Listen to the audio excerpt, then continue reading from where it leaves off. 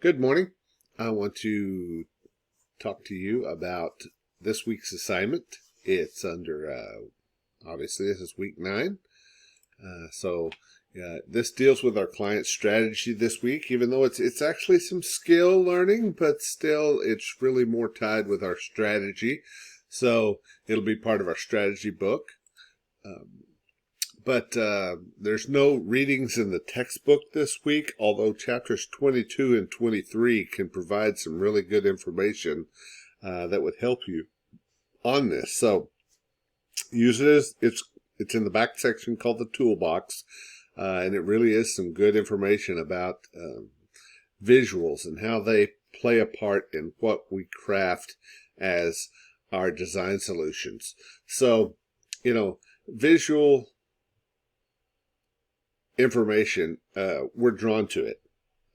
We are visual learners typically, and people are drawn in by really good visuals. So we're going to take some time here to try to find some visuals that relate to the headlines that you wrote for me last week. This first section in the assignment is just some good information for you. I want you to review the videos and read it. This first video is about layout and composition. It's really kind of a refresher of what we talked about last week with the principles of CARP, just taken from a little bit different perspective, done by a different group. So I want you to watch that to glean what information you can. And then there's a video here about using images and what to look for and some of the design aspects relating around images. Now, the images could be both photographs, digital images that are raster, also, vector images, which we've talked about, that are created artwork, illustrations that are done in vector drawing, not in pixels. So, watch that, and here's some really good resources for finding some good images, and I'll walk through one of these here in a minute. We'll find something and I'll talk to you about it. Also, we need to begin thinking about typography. It's very important that you understand that type is not an afterthought to what we do. It is integral to what we do. Many people just spend a lot of time on crafting a message and crafting and finding the right image to work with it, and then they just throw some type on the page. Well, type is both a verbal communication with your audience, but it's also a visual communication with your audience. Your audience sees that typeface and sees the qualities of it and relates it to your product or client.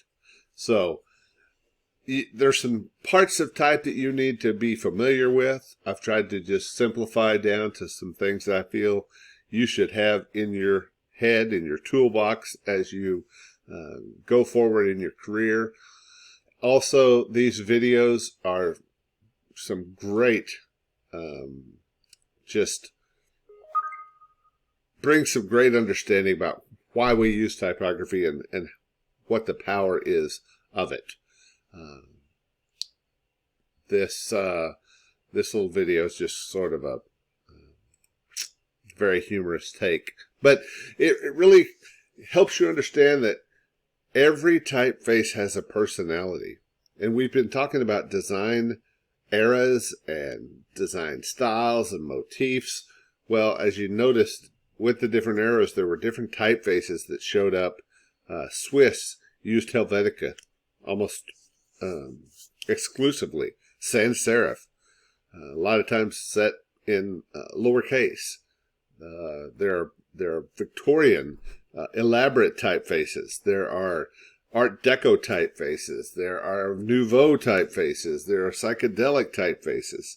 American Kitsch, casual script typefaces. So, as you begin to as you worked in your creative brief of kind of defining where you were going with your creativity, then you're going to want to find typefaces that match that. So as we look at this, so review all those, watch them. They're not very long, 5-6 minutes each. It's not going to take you a long time to watch them, and I think they'll provide you with a lot of great information. But your assignment is headlines and visuals. It's going to be part of your strategy book.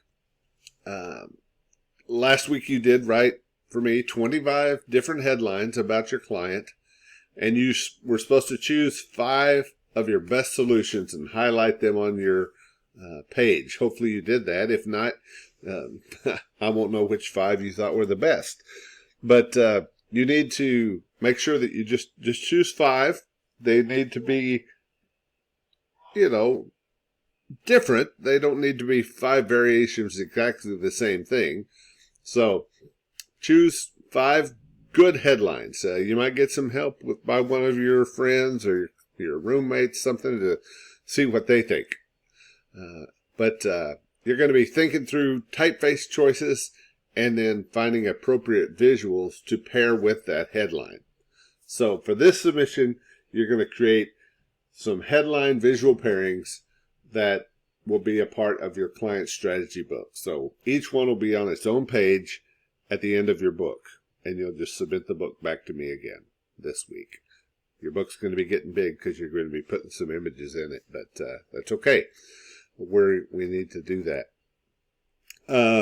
In choosing your typefaces, you need to use some. Your computer probably has some different typefaces on it. They might not be sufficient for what you want to do with this assignment. I've put some links within the text here.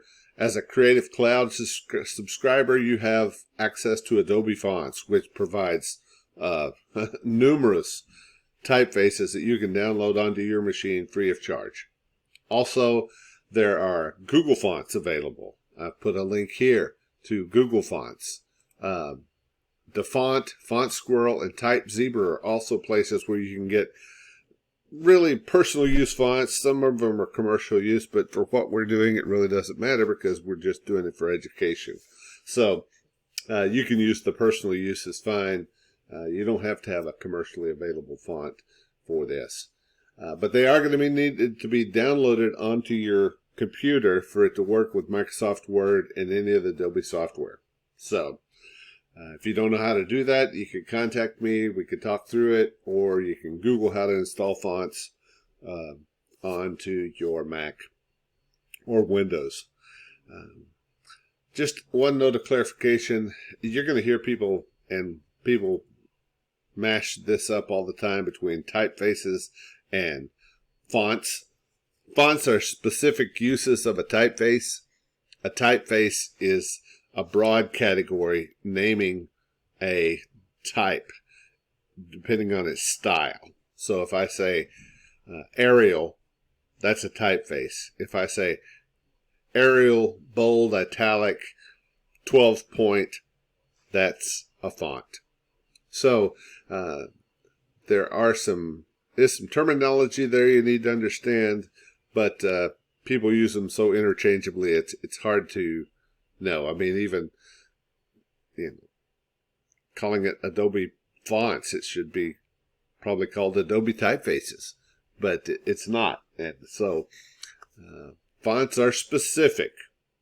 So if I ever ask you to tell me what your font was, I would be asking for the name of it, the weight of it, the style of it, and the size of it. So you're going to be choosing some typefaces, and you're going to set each of your headlines in one of the 5 typefaces that you choose that you feel like match your client. They can be similar. They don't have to be completely different typefaces. Maybe some within the same family. Maybe a bold and a thin, or an italic, or a lot of decorative typefaces that you could use that would fit with a style, especially if you've chosen some sort of design era from history that you're going to be trying to quote from. So you're gonna typeset. That's what we would call it. You're typesetting your headlines in one of each headline in one of the 5 typefaces that you choose. And then also you're going to be choosing 5 images that appropriately support that chosen headline. So if you've got a headline that's specific to a certain product from your client, then perhaps if it's ice cream, then you want to find a really good visual that you feel like would support that headline. So they should be supportive and correlate. It shouldn't just be an image for the sake of an image. We use images to support the type and the copy on the page. It can be visual or horizontal. It doesn't matter. You're going to put it on a page in your book that is vertical, or portrait orientation, but you can resize however you need to fit it on the page. It doesn't have to be exactly, fit on the page. You're going to resize it to fit. But they do need to at least be of high quality if they're digital images. So you'll need to make sure that horizontal images are at least 1,500 pixels in width and vertical images are at least 1,500 pixels in height. All right, so don't get little bitty thumbnails off of the internet. I need you to find good, large, high quality images and save those as either JPEGs or PNGs, because those will work great in Microsoft Word while we're doing this. Also, you can use vector graphics, and because they're resolution independent, it really doesn't matter what size they are because you can make them any size you want. But there is something for this assignment. We haven't worked with SVG graphic format yet. That's a scalable vector graphic. Those will display within your Word document. A PDF will just show up an icon. We want to see what your visual is. I want to see what it is. So I need you to save it out as a SVG.